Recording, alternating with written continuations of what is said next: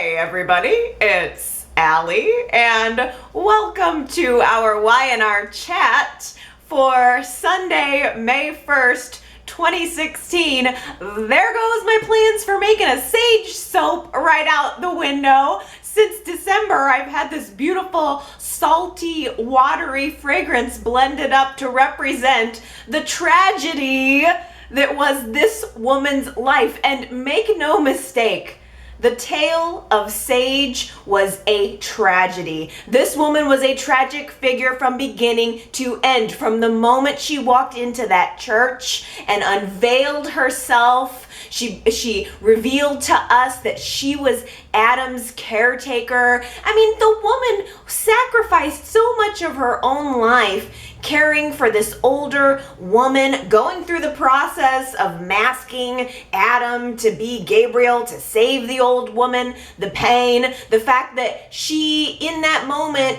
lost the love of her life, Gabriel, and ended up in this loveless, lie-filled marriage with Adam to try to keep the secret. The one spot of happiness in this woman's entire existence was finding love with Nick. A love with Nick that was whole and that was reciprocal and that was expressed by having this child that she didn't even know that she could have, then going through more tragedy, having to lose that child, lose her sense of self, lose parts of her sanity, almost lose the marriage that meant everything to her, and being reunited with her child finally for all of 30 minutes before dying on the side of the road, dripping blood, holding that child in her arms. Welcome to Y&R. You guys. I would like to start out just by first acknowledging the power of Kelly Sullivan. The actress did a phenomenal job this week. We can debate so much else about the show and about the story, but you've got to give it up for Kelly Sullivan. She was incredible, just from her facial expressions to her vocal expressions. I mean, she brought it all week. And really, I think since the loss of her child, we've seen this upward incline in the quality of the acting from her. I mean, I really felt like I had connected in with the Sage character pretty early. I felt like I understood her story. I understood who she was. And just especially since the miscarriage, I feel like she stepped it up to, the actress stepped it up to a level that was just out of this world. I did a little bit of research, of course, after finding out that the character had died, to try to find out what happened with her. Is the actress, did she have a contract that was up? Did Y&R fire her? Did she want to just work on other projects? And I really didn't find any kind of definitive answer, but I certainly just want to make sure to say that I'm wishing all the best for that actress. I hope she goes on, assuming that she's off the show and doesn't come back and there's no mystery back from the dead storyline. I am wishing her so much luck and success in her career, because I think she's just absolutely phenomenal. The shock of the fans is in full force this week. I think a lot of people didn't necessarily like Sage and connect with her in the beginning, but I think you guys started to feel the way I just described, where it's like little by little, all of a sudden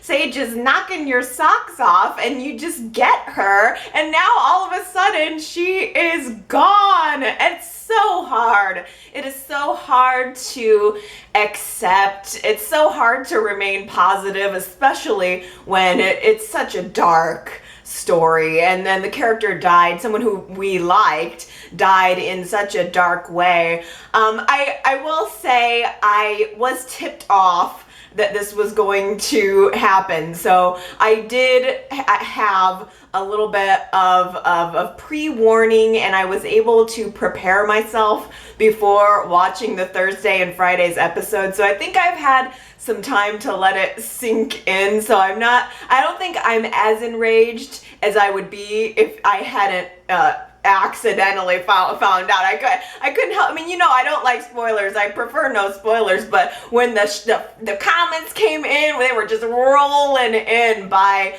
Thursday, Friday, and I figured it out. It was, which it's okay. But I'm glad that you guys like had a place to put all of your reactions, because it was just absolutely shocking. But I think that because I had a little bit of a heads up, I think there's part of me that is just trying to work toward accepting it, even though as much as I like the character and I like the actress, this is kind of like the circle of life when it comes to soap operas. There's a part of me that says, no, Y&R shouldn't have killed this character. I want to see her more, and I really do. But then there's also a part of me that's like, well, shoot, I mean, if she wasn't a really great actress and a really compelling character, it wouldn't have been so compelling that she died. So I mean, I kind of get, you know, both sides. I'm trying to be a little bit balanced here, but I am, of course, going to leave that all up to you. That's this week's YRChat.com poll question. Did Y&R make the right move in killing off Sage? I think that's the discourse that's going on right now. I'm hearing just from most people, just more kind of upset that she is being killed off. But I think it certainly did give us some drama. It gave us an incredible plot twist. So I'll leave it up to you to vote in that poll, and of course to sound off if you want to go to yrchat.com and tell me, do you think that Y&R made the right move killing off this character? Gosh, we are left with an inevitable mess now that I honestly, I didn't see it coming until the comments started rolling in toward the end of the week. I didn't know that the paternity was, I didn't know Sharon was going to figure out the paternity. I didn't know then Sage was going to, and I certainly did not predict on Monday that Sage would be dead on the side of the road by Friday. But I don't think the story is over yet. There's still a lot left to be revealed. I don't know.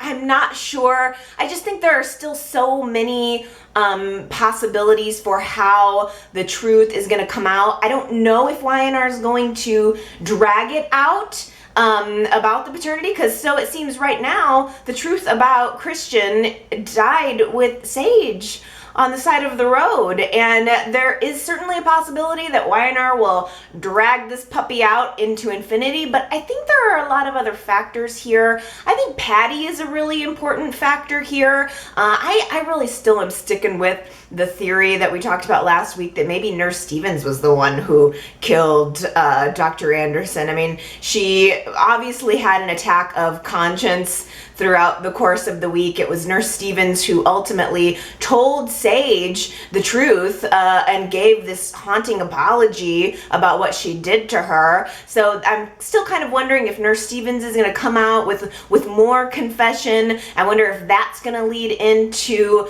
a reprieve with Patty, maybe bringing her out of the criminal part of the institution and maybe allowing her to relax and talk a little bit more. She did tell Sharon the first important piece of information that Sharon needed to know. You know, you weren't pregnant. You weren't pregnant.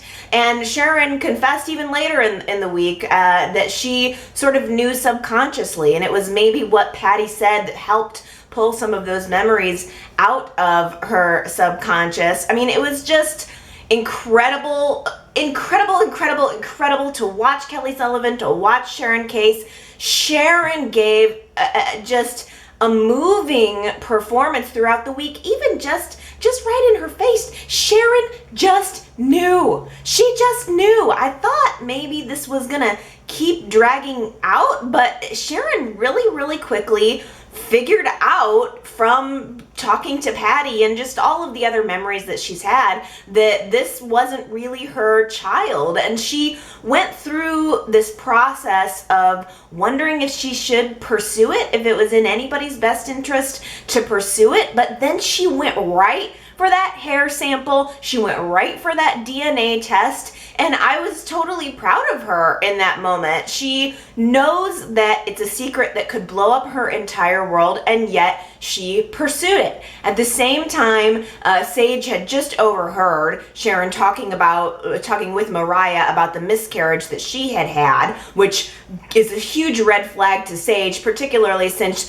as soon as Sharon started to figure out, she was backtracking on the whole let's find out what's up with Nurse Stevens thing. So it was a big red flag to Sage. So she goes back to Nurse Stevens, gets the total confession just as Sharon is receiving the DNA results and trying to split town. And here we see the beginning of the rise, the brief rise of Sage and the devolution of Sharon. I mean, I was disappointed in Sharon for doing the right thing with the DNA test, followed immediately by, let's just get out of town, which I think was the wrong reaction to have, although I can understand a little bit that maybe it was just her, fight or flight instinct kicking in and she was choosing flight. I think that it was maybe just an initial reaction.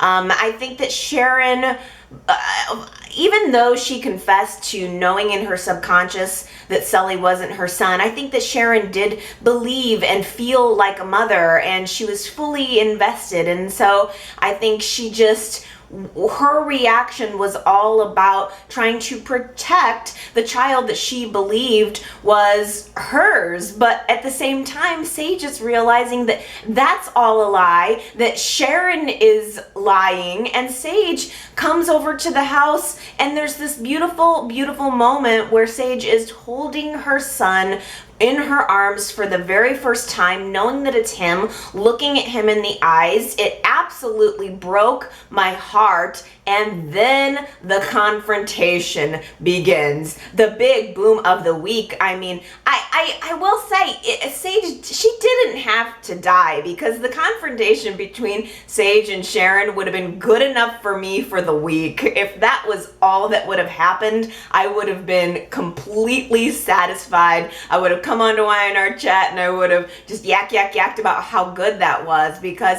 the fact that Sage is accusing Sharon, I mean, and I will say, Sage was being hard on Sharon. You are a cold-hearted, backstabbing, lying monster. I mean, really laying in to Sharon. And I don't think Sage would have done that if she didn't know that Sharon had lied about the miscarriage and that Sharon was starting to backpedal a little bit, but she really dug into her, and Sharon fought back a little bit and presented her side of the situation, which to me was completely understandable. Sharon felt like Sully's mother, and she wasn't ready to jump on the let's tell everyone bandwagon that Sage was, and it makes sense. It makes sense for both women, really. Sage wants to take take Christian home to his real father, in quotes, to Nick. She wants to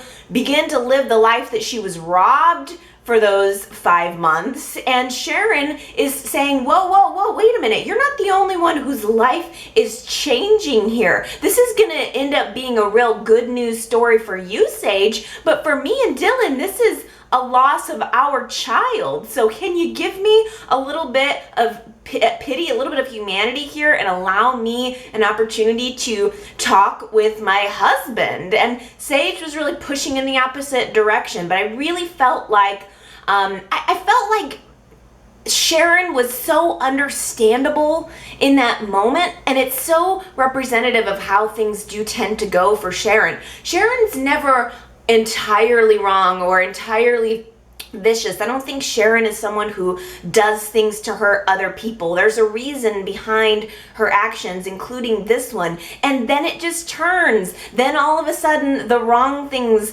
start entering into her mind, and it just goes all bad. Because I'm telling you, Sharon grabs the baby, knowing that Sage isn't just gonna rip him out of her arms, and Sage says, all right, I'm gonna leave, but I'm going to go tell Nick. And she gets in the car, she leaves. Sharon, I think, just makes the horrible decision of deciding to put Sully in the back of the car, drive real fast down the road, and try to catch up with Sage, which is unbelievably bad. It's a terrible decision. I honestly thought at first that Sharon had Sully Christian in the car because she was going to try to split town. I am just all over the place looking for the unraveling once again of Sharon, but she was actually just trying to follow Sage, thinks she's going to go flash her lights at her and stop her, and Sage has just had her mind blown. She's trying to call Nick, trying to call someone, and she drops her phone on the floor. They have headset laws around here. You're not supposed to just be talking on your cell phone like that, Sage. She drops her phone on the floor and she bends down, takes her eyes off the road to try to get the phone. There's a car accident, which I don't necessarily perceive personally as being Sharon's fault. I guess it was just sort of a crashing of worlds, literally. I think maybe Sharon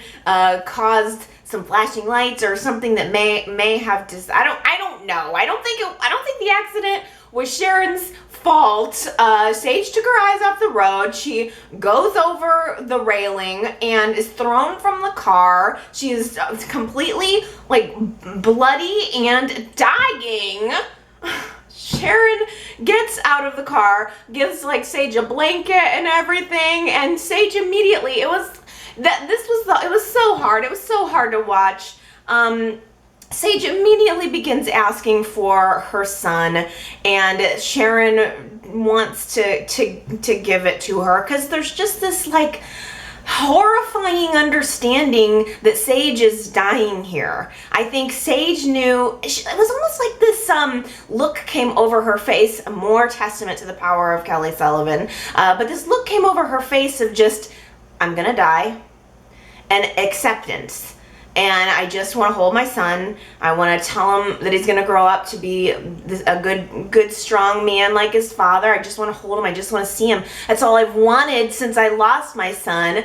And Sharon just maybe knows too and complies. And she's just like bloody and holding her son for the last time on the side of the road. It was just absolutely gruesome. Oh, I don't know. I mean, when it comes to the question of did Y&R have to do this? No, they didn't. And I would have preferred that they didn't. But I can't deny that it was shocking. It was something that obviously is getting us all geared up and ready to chat about it. It was hard to watch. I mean, Sharon takes the baby away, and Sage has the baby kind of on her chest, and she kisses him and kind of probably says a goodbye, and then she just wrings her neck over, and she's just gone. And Sharon reaches up and takes like her hand over her eyes to close her eyelids. It was horrific. It was tough to watch. I know, daytime is just, it shouldn't necessarily be that dark. That's always kind of been my position, and it was pretty darn dark. Oh my goodness, the cops arrive, Dylan and Paul arrive and declare her dead on the scene, and the thing that just keeps ringing in my ears is what Sage said to Sharon right before she held the baby. The last really thing that Sage said to Sharon was, "Promise me you'll tell Nick." And Sharon found a way of skirting that. Sharon was like, nah, let's not think about that right now. Let's move on to, I'll just give you your child. And it was never resolved. It was never answered because Sharon is probably not going to tell Nick she's probably not going to do this. I think Sharon is going to justify it as having more harm than good. Immediately after Sage dies, the lies already begin. Paul questions her, asks her if she saw anything that might be able to help them figure out what happened with the crash, and she lies. She says, no, I got here after the wreck happened. I just happened to stop. I didn't see anything. Lies.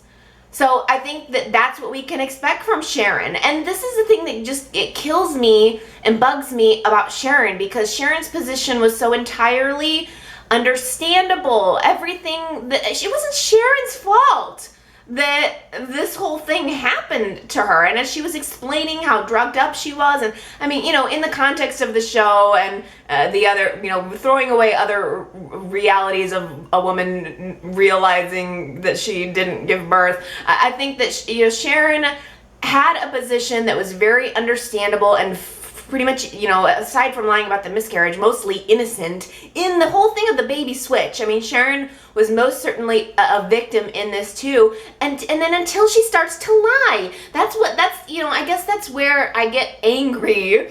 I felt more angry about that somehow almost than Sage being killed. It's like Sharon is always used as this crazy character, and it just drives me nuts. She didn't have a reason to lie. I guess she did have a reason to lie. She has all the reason in the world to lie, but I guess I would just like to see Sharon tell the truth and do the right thing, but I don't think she's going to. That's the other question. I would make that the poll question for the week. Is Sharon going to tell Nick or anybody else? But I don't know if it's going to be revealed over the course of this next week, because everything's moving so fast. I mean, May sweeps, we all know May sweeps is coming. It's May 1st. They didn't even wait for May to give us May sweeps. So there's a part of me that's wondering if the rest of the secret is going to come out within the next week or two. I kind of think so. There's a part of me that believes Y&R's not going to drag it out too far. But the other thing is, I don't think that Sharon is going to tell the truth on her own. I don't think Sharon is going to tell the truth until she gets caught. And that's the flaw in the character. That's the flaw in her character. If she just told the truth up front, it would be I don't know. I don't know that Nick would understand. I don't know that anybody would understand. Sharon is in deep, what. She tells the truth to Nick. It blows up his whole world. She looks guilty as sin. She has to give away the child, and she has to tell Dylan that he's not the father. I think that a lot of what Sharon's motivation was, in the one day after finding out the DNA test results, was to save Dylan. Dylan has already been through thinking that a child was his and realizing that it was not. So I think Sharon is trying so hard to save her husband from this kind of pain. And if she tells the truth, it's pain for Nick, it's pain for her, it's pain for Dylan. The keeping it quiet seems like it's going to be the path of least resistance for her, but it is not going to work that way. We have so many other X factors. As I said before, I think we have the Patty factor, we have the Nurse Stevens factor. We also have this mystery phone call that Sage made, apparently, before she died, because Paul's kind of investigating this, and he ends up telling, and it was in the previews of Friday's show. I can't remember if he told Dylan or who he was talking to, but apparently Nick was not Sage's last phone call. Apparently she was trying to call someone else, and it's interesting. I've seen a few speculations that maybe Sage was actually trying to call Adam, but I'm not sure about that. I'm trying to put myself into Sage's frame of mind, and I don't know that Adam would have been a phone call that she would have been making. We know she called Nick, but I guess there must have been some other call. And the only person I can think that would have made sense for Sage to be calling would be Dylan. I think that Sage was filled with rage. I think she wanted the truth to come out. She would have walked out of that house with that baby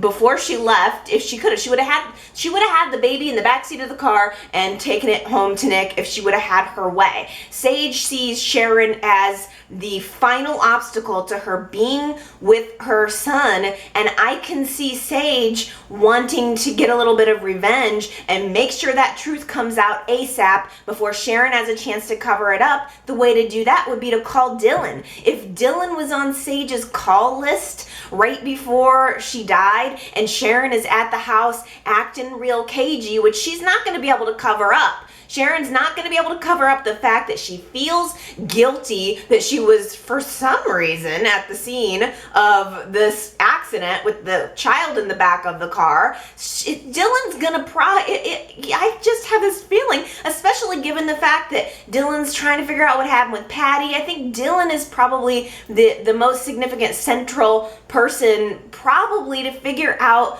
the secret. I don't think it's going to be Nick. I don't think it's going to be Adam. I think Dylan is going to be the one to realize that his wife is lying. Well, how'd I do? I was a little nervous, how am I even going to talk about this? Because it was just so, the whole week was so quick, it was so shocking, it was so big, and I put a lot of pressure on myself too, thinking like, what am I even going to say about this? Because it's almost like I don't know what to say. It's just incredibly shocking. I would have been perfectly happy for Sage to stay on the show. I really was kind of an early Sage fan, and I'm definitely bummed about it. There's just, shoot, it's like people come and people go. I should have known when they hired the woman who is playing Dr. Gates, because it seems like Y&R always hires when they're getting rid of somebody else. They've got to free up the money to hire the new person. I'm sure that they're on a budget, so I guess I should have guessed. And I had heard rumblings that somebody was gonna die. I certainly wish it wouldn't have been Sage, but it did. It gave us some drama, no doubt about it. I really still thought that Nikki was going to play a role in busting out Sharon. Maybe she still will. I was very surprised also that Nikki is out of the house now. I thought that the Nikki staying with Dylan and Sharon was going to be something that lasted a little bit longer, and Nikki just packed up her bags and went back to the main house. I guess that was just a 1 week long thing, and maybe she still will. You never know. Maybe Nikki will get up in Sharon's face and figure out the fact that she's lying. Gosh, I wish that wasn't happening to Sharon. I wish that she weren't in this position, and I wish that she wouldn't lie, but I think she's going to. Gosh. Speaking of things that I wish characters wouldn't do, I feel grossed out by the fact that Nikki went to Victor begging for forgiveness this week. She's an endless wallowing. I can't believe it. I mean, she goes to Victor and literally says to him, "Our lives are falling apart. We're miserable without you. You were right about everything." Are you really going to give him that satisfaction? And then to realize that that's exactly what he wanted to hear, but it's not enough. Nothing is going to be enough. I think Victor wants revenge on his family at this point. I cannot believe that Victor didn't really care about the fact that Nikki had been in a car accident. He didn't, how can he sit in his cell and dream about their anniversary and then not care that Nikki had been in a car accident, that Abby lost her baby? He's so unredeemable sometimes, and most of the time, frankly. Nikki's pouring her heart out to him, and he just tells he wants her voting proxy, or he wants her to give her voting proxy to somebody else on the board. And then he's meeting with Nick, doesn't really care about anything he's going through, just wants like sales figures or something from him. And then he got Abby to sell him the rights to her voting and her voting block on the Newman board. And then he just so happens to be in Dr. Gates's office, grabs the phone. Is that even possible? He just grabs the phone in her office to make an outgoing call, and all of a sudden, back at Newman office, Victoria is finding out that Brash and Sassy has gone up for sale. The board just voted to sell it, and oh yeah, just at the very same time that's happening, Billy is telling Jack, give me $10 million as my severance pay for the fact that you fired me, or I'm gonna sell my stake in Jabot. And he probably would sell it to Victor. So Jack gives him the money, and what do you know? Billy is the new owner of Brash and Sassy, and he cannot wait to rub it in Victoria's face. He walked right into her office and says, I just bought a company and I'm feeling brash and sassy about it. Oh, she was not happy. I do love seeing Victoria with a little bit of egg on her face, though. Just the look on her face as she realized that the company she built from the ground up is all of a sudden being taken away from her. It was a little bit beautiful, I'm not gonna lie. And to realize that Victor was behind it, he orchestrated the whole thing, got the board to sell it because, as Nick put it, Victor found a way to hurt you, Victoria, without hurting the company. And for some magic reason, Victor has decided in his mind that Nick is the one that's going to save his company. He's just going down the line. He wanted Adam to be the chosen one, and now Adam doesn't want to do it, so Nick's the chosen one. I just don't even, I can't imagine what he's thinking. I can't imagine what Victor is thinking. But maybe things are going to be on the upswing for Victoria. She's so upset about the fact that Brash and Sassy was sold that she decides to go to a bar, dingy bar out of the way so no one can see her tears.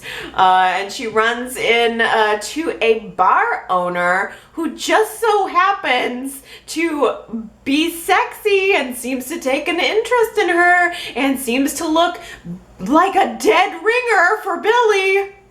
Well, a dead ringer for the last couple Billies, that is, I guess I should say. It's like they cast new Billy to look nothing like the old Billies, and then they brought on a new guy to look like the old Billies and be a love interest for Victoria. I wish they'd just bring JT back or something for her. That'd be fun.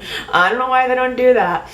It's hard to talk about anything but Sage, but I gotta comment on the other stuff for the week, and we'll get back to Sage in the end, by the way. I've got lots of comments from you guys, but I also really do like in the jail cell. The one thing I really like about prison is the fact that we're able to see Ian Ward. I love the little moments between he and Victor. They do play off of each other really well. Team Newman plus Ward is what Ian is pushing for. He wants them to be comrades in finding out who Dr. Gates is, what, if you know, can she be helpful to us in getting out of here. Ian whacks Victor in his wound to get him sent to the infirmary, and it all kind of starts to unfold. We're able to get a little bit more information about Dr. Gates and who she is, and she reveals quite a bit about her father. She obviously has a chip on her shoulder about her father, which we got a hint about last week, and she basically called Victor a complete son of a bitch, just like her father, saying stuff like, well, men like you, and I guess she had a brother, and the father she had a brother with a drug problem, and the father thought that he was gonna teach the brother a lesson by letting him stay in jail, and I guess he died there, which is, you know, almost very similar to what Victor's family did to him, and it kind of makes sense as to why maybe Dr. Gates is interested in Victor's story, because his story was sort of a we're gonna teach you a lesson kind of thing, and hopefully Victor doesn't die in jail. And I don't really know if the story. I keep trying to watch Dr. Gates and figure out what her connection is. I mean, we've speculated about the fact that maybe she could be connected to Ian Ward. Maybe she could be a sibling of Victor's. Maybe she is somehow connected to Judge Moxley. There's been a million different theories. Maybe she's nobody. Maybe she's not connected to anybody. Maybe she's just a doctor in there who's going to be someone that Victor and or Ian can kind of take advantage of to get out. Because the revelation that for me kind of dawned this week was the fact that Victor learned the name of her father. It was Russ Gates. And as soon as he gets out of the infirmary, he goes back to Ian Ward, and the name rings a bell with Ian. Apparently, Russ Gates is also known as the Gateway, the head of the review board. So I don't know if there's going to be any more long-term connections between Dr. Gates and Victor. There may very well be, but it seems to me that what this is the very first hints. I mean, the review board for letting people out on parole, for letting people out, to me that seems like the very first hints of Victor having his way out of jail. You guys really surprised me with last week's poll. Does Mariah deserve a share of the passkey profits? 47% said, sorry, Mariah, you didn't do anything. And that was the majority vote. 44% said yes, and Kevin should be the one to cut her in. 8% said yes, and Natalie should be the one to cut her in. So it seems like the majority of people were like, forget it, Mariah, you didn't do any work, you shouldn't get any of the money. And I'm so shocked by that, because I am totally in camp Kevin is being a jerk. I think Kevin should have given her a cut of the money. He's wheeling around town in a new suit, new car, new sunglasses, with his little manicure. And, even if he wasn't going to give her straight up cash, I think he's going about it all wrong. He led Mariah to believe that she was going to get something. Didn't he give her that gift, that little toy car, and sort of like allow her to dream along with him about having the money? That's wrong. To lead her on and then to give her nothing. It's wrong, and it's greedy. And if he wasn't going to give her straight up, here's a check, he didn't even give her a thank you. He didn't give her a gift, some kind of goodwill gesture. Hey, you weren't, maybe you didn't deserve I'm not saying I think Mariah deserved 33% by any means, but no matter what, Kevin is going about it all wrong. He is not being a good friend to her. I think that being a good friend would have at least tried to follow through with some type of gift, with some type of gesture, and instead he's just like dumping her. Mariah is basically dumped now, like a girlfriend, like somebody he used and then is just now done with her because he wants to go eat caviar and drink champagne with Natalie. And I think it's disgusting. Mariah confronted Kevin about it this week and said, all you're doing is casting me aside for your shiny new friend. And I just think that's really horrible. I don't even recognize Kevin at this point. I can't believe I'm the only one that is looking at it that way. But I mean, I'm imagining maybe the tide has turned a little bit this week after seeing him in his little suit walking around town and just being so mean to her. And like, she's not even a friend. Like, she's not even someone that he knows. Like, he's perceiving her as being a beggar. And I'm not perceiving her as being a beggar. I'm just perceiving her as wanting him to follow through with what the promise was or what the implication was. It was completely implied between all of them that Mariah was going to get something. And I wouldn't expect Natalie to give it to her, but I would expect Kevin to give it to her. Okay, end of rant. But the thing also that is ridiculous, but also hilarious, is the way Natalie is throwing herself at Kevin now. She is like all over him, and she's not even being subtle about it whatsoever. They're having champagne caviar. She tries to get him back. She successfully gets him back up in her room, and like is changing into her clothes, but she's bumping into everything because she doesn't have her glasses on. You're rich. Can you not just go get a set of contacts or something? Something. She's bumbling, like she's trying to seduce him and not being very good at it, and he just doesn't seem to know what to do. He's like thwarting her at every attempt, which I'm taking as like him trying to be a gentleman. I don't think he wants to sleep with her while she's been all drunk. So he's being uber considerate of Natalie. Too bad your consideration does not extend over here to Mariah, the person who's been right there next to you through all of this. But that whole scene was rife with innuendo. I mean, she stubs her toe on the couch thing, little sofa, and says, "And oh, how's your toe?" And she's like, "Oh, it's swollen and throbbing," and like, and then she falls on top of him drunk, and he says, "You're making this kind of hard," and she goes, "Isn't that the point?" I mean, the writing was really, really funny and tongue in cheek, and it was entertaining to watch. So I'm not hating Kevin and Natalie together. I do think that they are entertaining.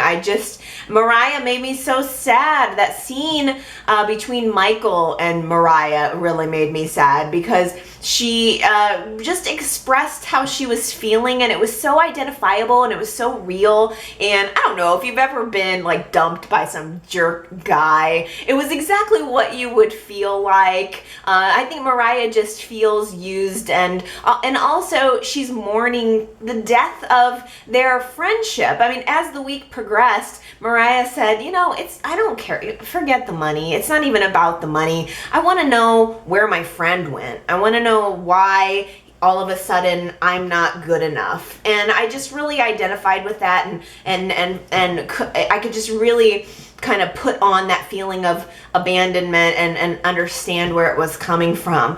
And I liked the way Michael talked to her too. It was just very sweet. Hey, how about Michael sitting behind the big desk at Newman, by the way? Seems like Michael may or may not get his law license revoked, but he had a meeting with Natalie this week, and he was sitting at Victor's desk making decisions, trying to hire her to come back to Newman or to come back and do whatever maintenance might be necessary on the program, which she denies, by the way. But it was kind of interesting to see Michael there making decisions. Now, here's my prediction.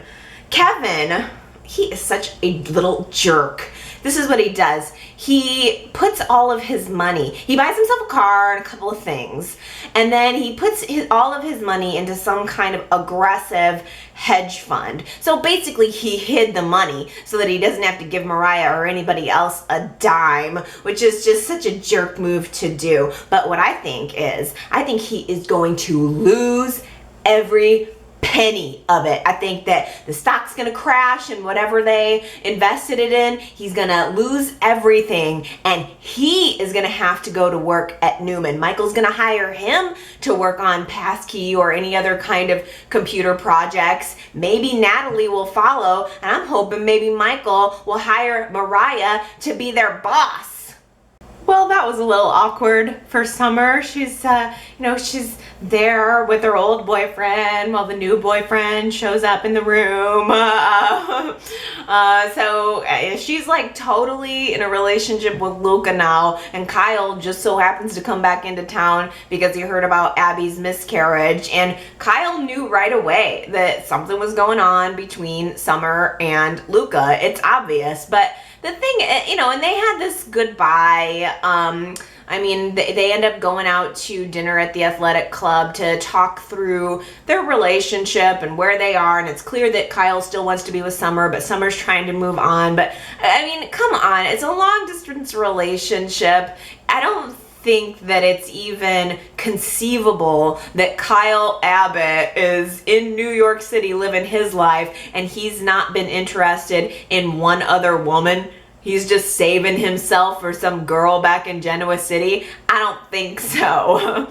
I mean, it's a long distance relationship where the two people don't even like see each other at all. I'm pretty sure the writing was on the wall with that one. But I will say, they had this goodbye and this long kind of intimate kiss that I thought was more compelling than I was expecting it to be. And last week had talked about, meh, who cares, Kyle? He's never on my screen. Why should I care about him? And then I felt like the actor really brought it, and Y&R allowed them to have that long moment, and they kind of touched heads, and I don't know. I thought it was very intimate and interesting, and it made me feel like it's kind of a shame that Y&R didn't develop the character of Kyle more. Why didn't they keep him on the show? He certainly could have brought something to the scene. He has potential. I always thought he was a good cast for Jack's son. I mean, if I was gonna cast somebody as Jack's son, I felt like that was a really good actor to pick, and Y&R just kind of brought him on and just played with him for a second and then dropped him, and it just didn't ultimately work out. If they needed to kill somebody, though, I would have most certainly rather they brought Kyle back for one episode to kill him than to kill Sage in such a tragic way. Was anybody else disappointed that Neil totally wussed out and gave in to Hilary's blackmail? I don't know, I kind of wanted to see Neil stand up and tell Jack that Hilary didn't deserve to have her seat on the board because of what she did to Ashley, and she's becoming this terrible, overbearing biatch. And that didn't happen. I kind of wanted to see Neil stand up and then watch Hilary fire back. I kind of wanted to see the whole scandal about the boathouse and everything he did to her rise up to the surface, but Neil just kind of cowered to her demand and suggested to Jack that they keep her on board with the foundation. Of course, Neil does turn around and tell Devon the reason why he stood up for Hilary. Devon, I didn't do it out of the goodness of my heart. I did it because she's blackmailing me, just like she blackmailed everybody else. So, I mean, Devon is fully realizing that, I mean, it's becoming a lost cause. Jack keeps her on the board, so that keeps her satisfied and happy for about a second, but it doesn't take very long before the head of the Cobra rears once again.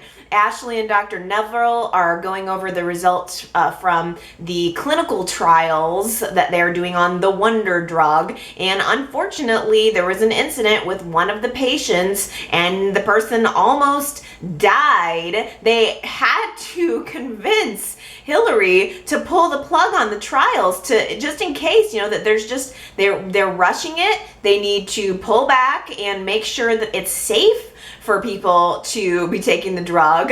It's weird that that would happen now, but Hilary doesn't want to do it. This is something that is supposed to, in a very Billy kind of way, make her look good. It's supposed to redeem her in the eyes of society if this wonder drug takes off. She is the face of the trial of the drug, and it'll make her kind of redeemed in the public eye. And I mean, Neville and Ashley had to fight hard to get her to change her mind and back out of it, and it wasn't until they made it all about her that she acquiesced. I mean, Ashley told her, you know what, if something goes wrong and somebody dies, you can kiss your credentials goodbye. Everybody's gonna look at you and your face, and they're gonna know that they're going to associate you with a horrible death and a failed project. Is that really what you want?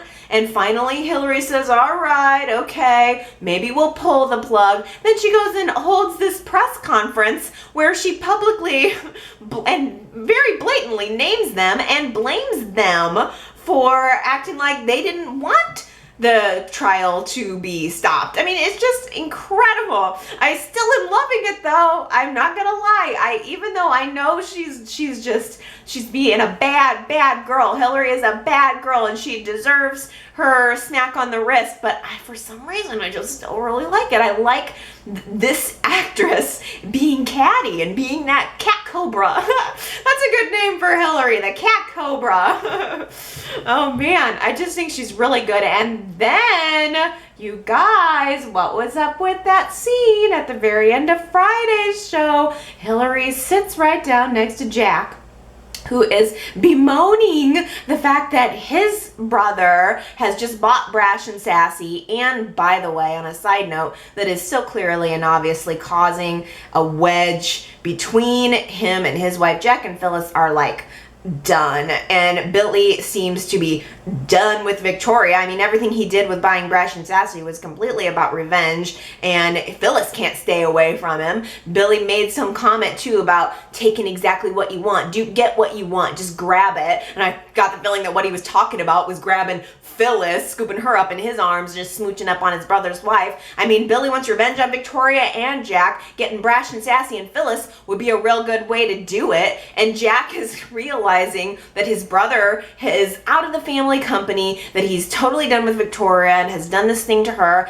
And so he's sitting at the bar feeling bad about that when Hilary comes up and starts pumping up his ego, telling him about how great he is being at the head of a family and how hard that must be, and he's done such a good job, and really just trying to identify with Jack. And oh my goodness, it was so clear to me in that moment that Devon is probably going to end up dumping her. He's going to be done with her. He's at least going to give her some kind of ultimatum. Even if she gets kicked off the board at the with the clinical trial, she is certainly still on the Newman or the Winters Abbott Foundation board, and there's a shiny new rich man right there who she could potentially take advantage of. My question to you is, what do you think about a Hilary and Jack affair? Is it going to happen? If it does, are you into it? I gotta admit, even though I do love mixing up the couples, it ain't gonna last. There is no way. Even if Jack loses his mind for a minute and just decides to get involved, he has already got a woman who is trouble. Jack does not need another woman who is trouble.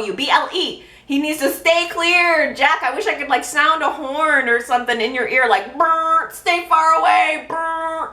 But I don't know. If he loses his mind for a second and decides to go through with it, I just can't imagine that he would not hate himself in the morning or realize what a total mistake that was. So even as intriguing as a Jack and Hilary makes me raise my eyebrow idea as much as that is, I just can't see that it would have any lasting power. But yeah, now that I think about it, pretty much maybe it is going to be Hilary and Jack, and then Billy and Phyllis and Victoria and the new guy. Maybe.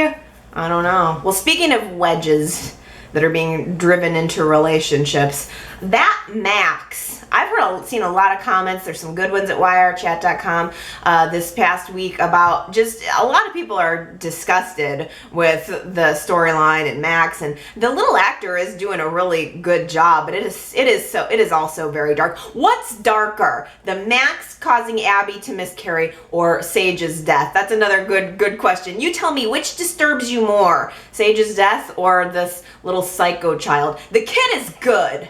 Okay, after what he did to Abby last week, he's now turning it around, and he's all of a sudden playing the victim role, and he's saying, oh, Dad, I think Abby thinks I had something to do with her miscarriage. Why would she think that? I'm a perfect little angel. Oh man, he is maniacal.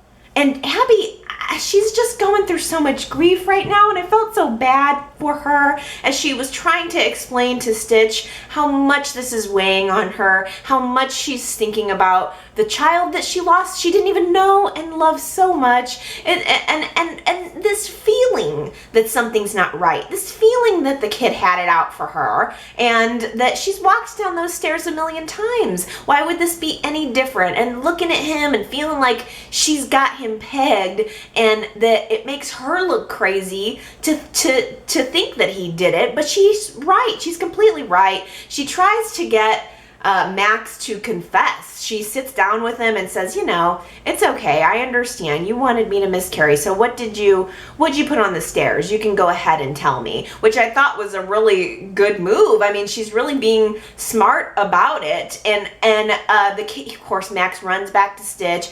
You won't believe what she said to me, Dad. And then Stitch is flabbergasted that Abby would think this about his son. So he takes Max, who doesn't want to go home with Abby, to the hotel, and the wedge. The wedge is just there now. This is the beginning of the end of probably Stitch and Abby's relationship. But what I like about Abby right now is the fact that she's not giving in. She's not letting Stitch or anybody else make her think she's crazy for thinking that Max had something to do with her fall. So she enlists Dylan's help, which, by the way, I thought was such an interesting moment between those two, as Dylan is talking to her about losing a child, knowing everything that's going on with Sage and Sharon, and that he's also losing a child. I mean, it is dark, Y&R. We've lost some kids. We've lost some children this week. Well, I guess, Christian's still alive, but it is dark. There's a lot of weird stuff going on.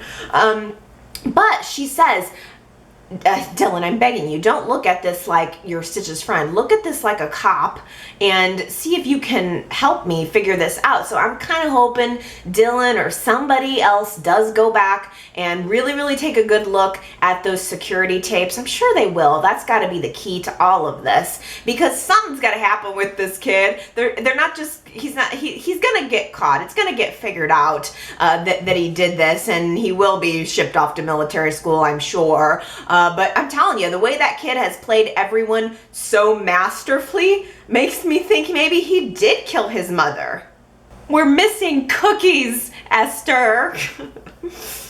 I think I picked that quote from last week because it just sounded like Catherine to me, but it wasn't Catherine, it was Ashley.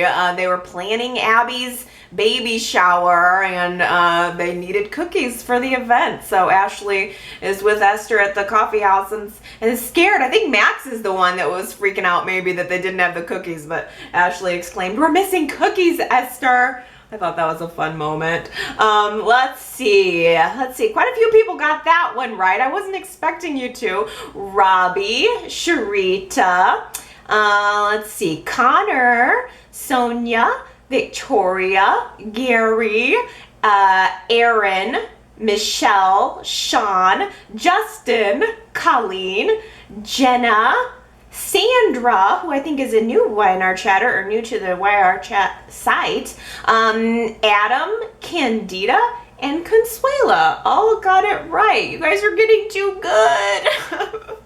But I think I picked a good one this week. We'll see. And by the way, I got quite a few, more than one person suggested Who Said It quotes for me over the past week. That's kind of cool. If you guys pluck out lines that you think are significant, feel free to give them to me, because I don't know them.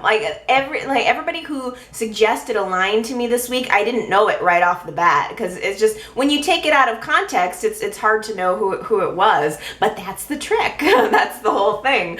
All right, so this week's Who Said It quote: "Someone's trying to steal my baby." Who said that? If you think you know who said someone's trying to steal my baby, you can go to yrchat.com and leave me your guess. If you get it right, if you get it right and if you leave your comment on the website, I will give you your shout out on the very next Y&R Chat. And now it's time for the all Sage edition of Y&R Chatter comments. I got just so absolutely so many at yrchat.com this week, which made me so happy too. I really like that you guys are chatting about the current week's show while it's going on. So, I mean, I got a bomb of comments all about Sage, and they were all so fantastic. I thought, let's just do an all Sage edition of the Chatterbox. So let's start out with Connor, who left me a voicemail that made me chuckle, saying, every time somebody's behind the wheel on Y&R, something bad's gonna happen. Yes.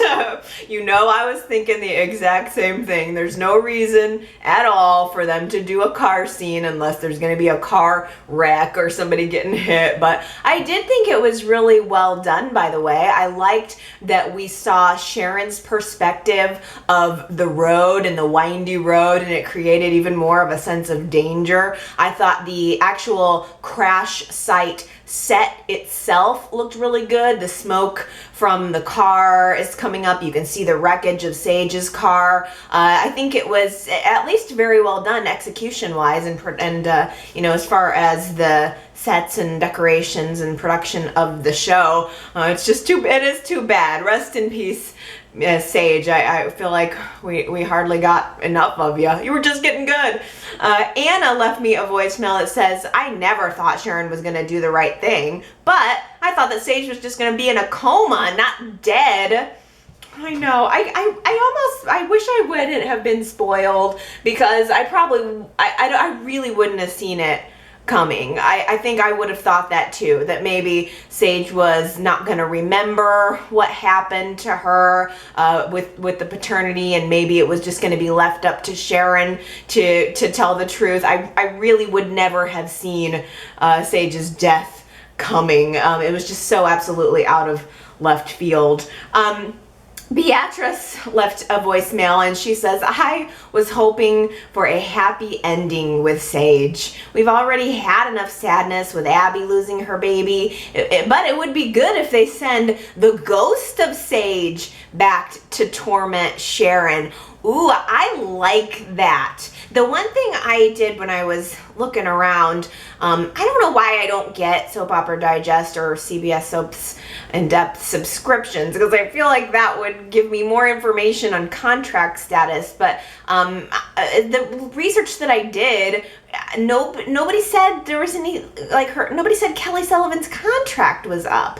So I don't see how we're going to get around the fact that she's dead. I think she's dead. If anybody's holding out hope that this is a dream, I really don't think so. But we may very well be able to get some additional Sage moments with a haunting. I love that idea, Beatrice, because I think that it just keeps ringing in my ears. Sage saying to Sharon, promise me you'll tell Nick. And I think that that's what Sharon is going to keep hearing. That's going to be the heart beating underneath the floorboards, the telltale heart for Sharon over the course of the next week, two, maybe longer, I don't know. But if we added sort of a haunting to the mix, I think that would be very interesting. By the way, are we going to see a funeral next week? Is that, I would imagine, I'm kind of guessing that's going to be a whole lot of drama. And another reason that Sharon is not going to say anything right away. There's going to be a funeral. They're going to have to tell little Faith, how is Faith going to feel about all of this? Who cares how the Y&R chatters feel? We need to know if Faith is going to be okay. It's all about Faith. She is going to steal this whole thing. She's going to make it all about her. But I'm imagining there's going to be a funeral, and Sharon is there's going to be so many shots of Sharon's face at this funeral, just feeling horrible. There's going to be so many things people are saying that's just going to rock us. I don't know. I don't know, because we saw from the previews too of next week's show that Adam finds out. Oh, it's gonna be It's gonna be good.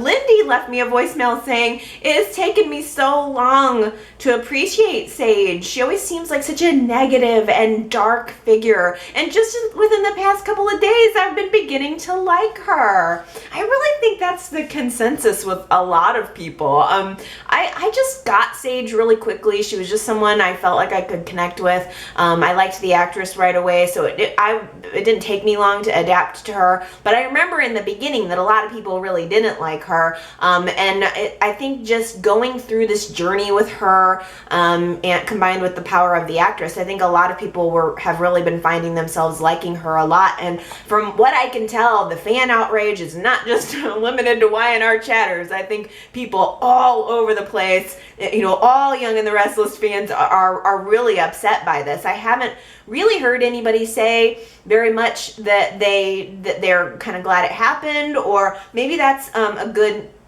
context to put for the poll. So if you think that Y&R made the right move in killing off Sage this week, maybe you can leave your comment at yrchat.com and let me know why, and let's all be open to that too, because if it's a good story, if it's a compelling story, then I think it's a valid story. So I'm open to hearing from some people who think this was a good move on Y&R's part too. Lauren R at yrchat.com says, cannot believe it. So bummed. Sage hasn't been my favorite character, but I liked her relationship with Sharon and liked them working together on the Nurse Stevens, Dr. Anderson stuff. I was really starting to root for her. I'm looking forward to seeing her get Christian back. I wonder if this will just drift off and years from now they will bring it back up when Sully has some medical emergency and needs someone he's biologically related to for something. I really don't want them to drag this out. I got so happy when it all came so quickly. Y&R really got me this time. Yes, Lauren. I as the week started out and Sharon figured it out, Sage figured it out, I couldn't believe it. I thought, I can't believe the baby switch is getting revealed this week. I never would have dreamed in a million years that Sage's death would also have followed. But I'm in the camp thinking they're not going to drag it out that long. I saw this when I was looking up information on Kelly Sullivan and her contract. I did see something where Josh Morrow commented that the truth is going to come out. Of course, the truth did kind of come out this week, so that could be applicable to everything that happened this week. Maybe it's either going to be one of two things. I think either it's going to happen now in May for the rest of May sweeps, or they're going to drag it out to November for November sweeps. Because really the reveal that we're waiting, this is a thing. It is not just the reveal for Nick. And I guess this is why this is an incredible story, which could have been accomplished with Sage still alive. It's Nick finding out about the paternity, but then it's Adam finding out about the paternity. And they didn't need Sage dead to accomplish that. I think, they could have let the reveal be Nick now and Adam in November if they needed to. I don't know. I don't see how the heck we're going to get to Adam being the baby's father, because none of the other X factors that reveal the secret to Nick really apply to Adam. Maybe it has to be some other DNA test or something. Something has to happen to lead us to Adam at this point. I don't know. I don't know. It never made sense to me as to why Adam didn't just claim his child in the first place. Why wouldn't Adam just have claimed that he was the father in the first place? It still gets me. Sandra at yrchat.com says, why did they kill off Sage? I'm so disturbed by this. There were so many great storylines that could have come out of Sage and Sharon's mutual realization, that Sully is Christian. The agony of having to tell Dylan, the joy of telling Nick, and then the mystery revealed that Adam is Christian's father. I could see Chelsea getting jealous somehow and bringing that information to light. I just don't know. Yeah, Sandra, you're right. I mean, the more I think about it, the more Sage's death really wasn't important to the story, because not only within this little nugget of story, I think Sage could have been someone that could have helped us tell really good stories for years and years to come. It is quite sad. Gary left a voicemail that really zoned in on Nick and his goodbye with Sage. So I kind of wanted to save talking about that till here, because, Gary said that he felt it was such an identifiable moment, Nick's reaction to being with Sage, that feeling of, I should have protected you. And Gary says his words really rang true, and I agree. I died a little bit inside the moment he pulled back the sheet to reveal her face, and he just completely broke up. And as far as his processing goes, he said to Nick, or he said to Paul, I think later, I just had coffee with her earlier today. And yes, that rings true too.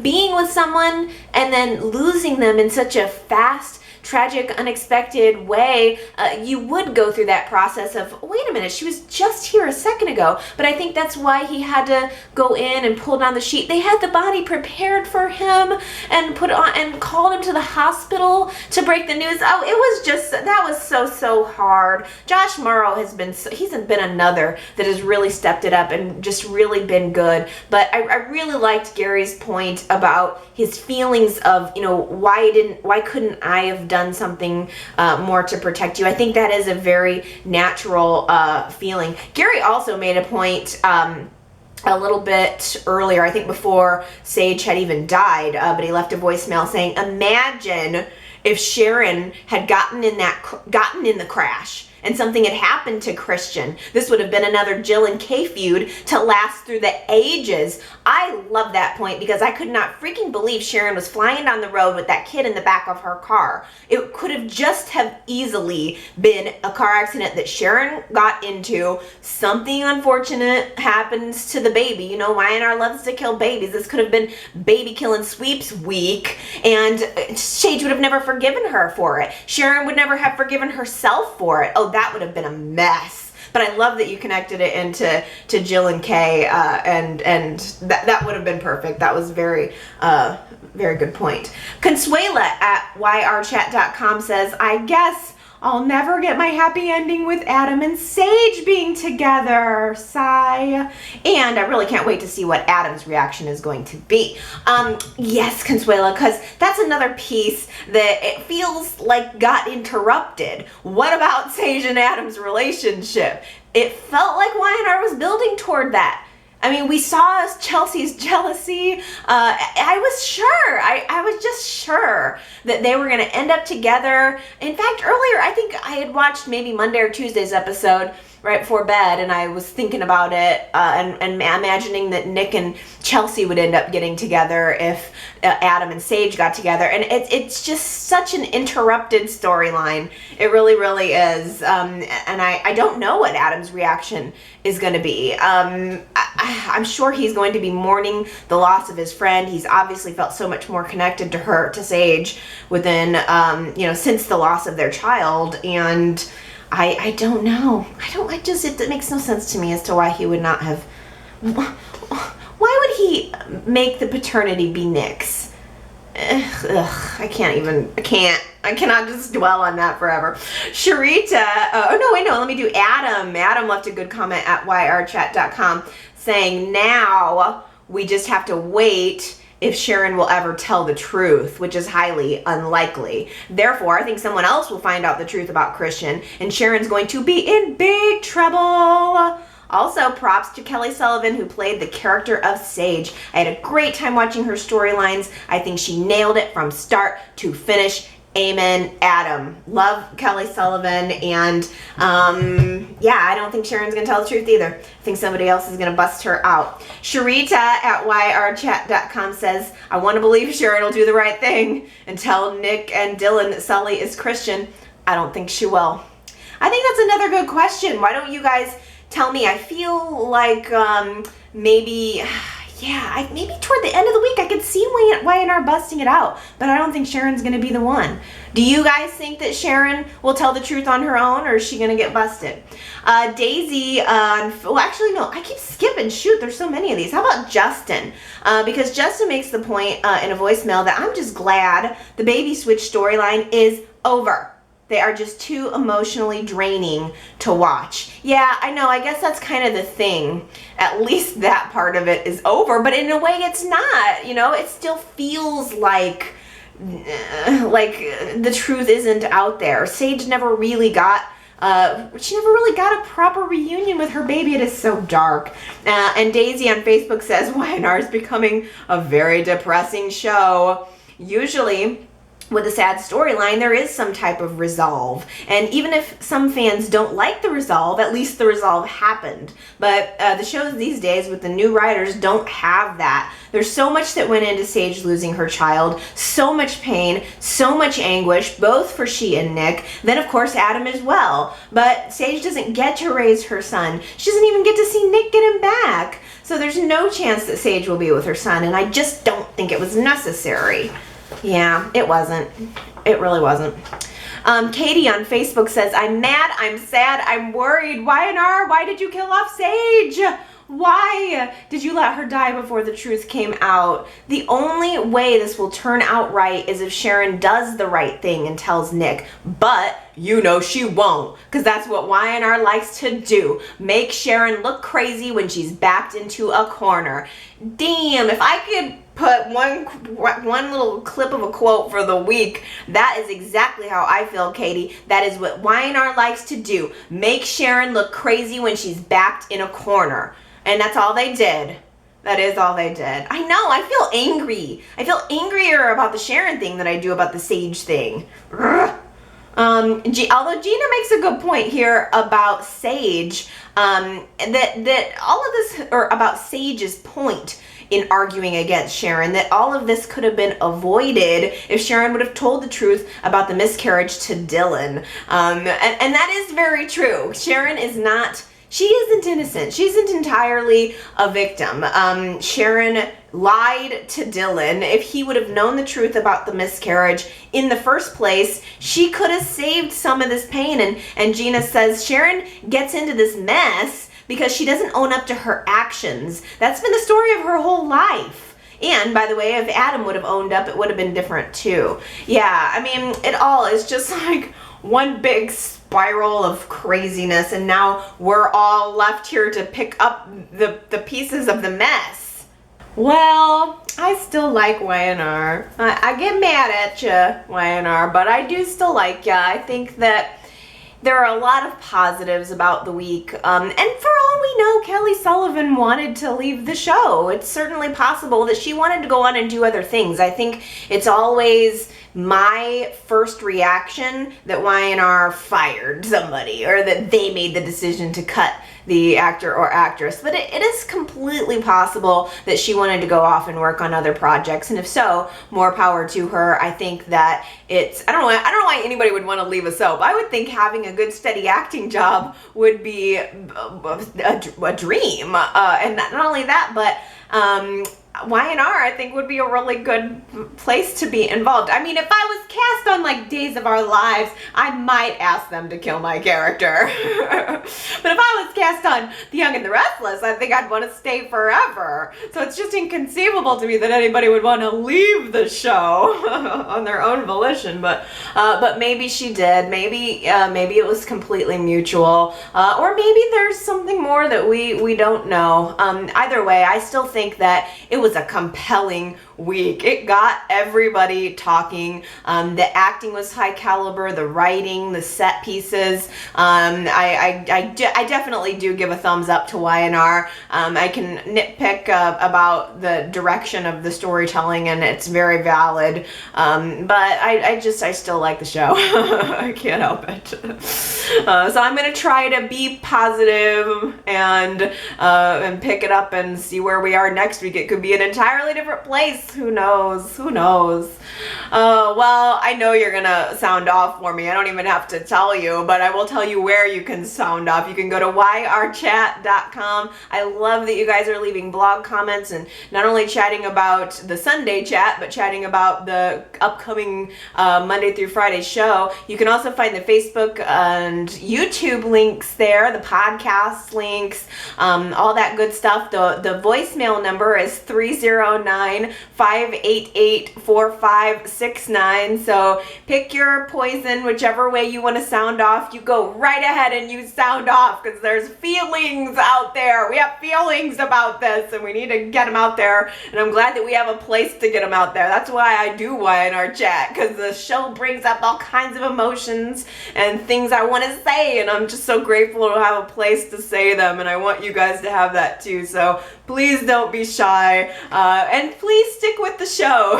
Even if you're feeling disgruntled right now, it's just the circle of soaps. Actors come, actors go, and there are storylines we like, storylines we don't, but I hope you guys stick with it and aren't too terribly disappointed, because I'm going to stick with it. I'll be here next week, and we'll chat again about wherever it is on earth we are. Okay, you guys, I love you, and I'll see you then.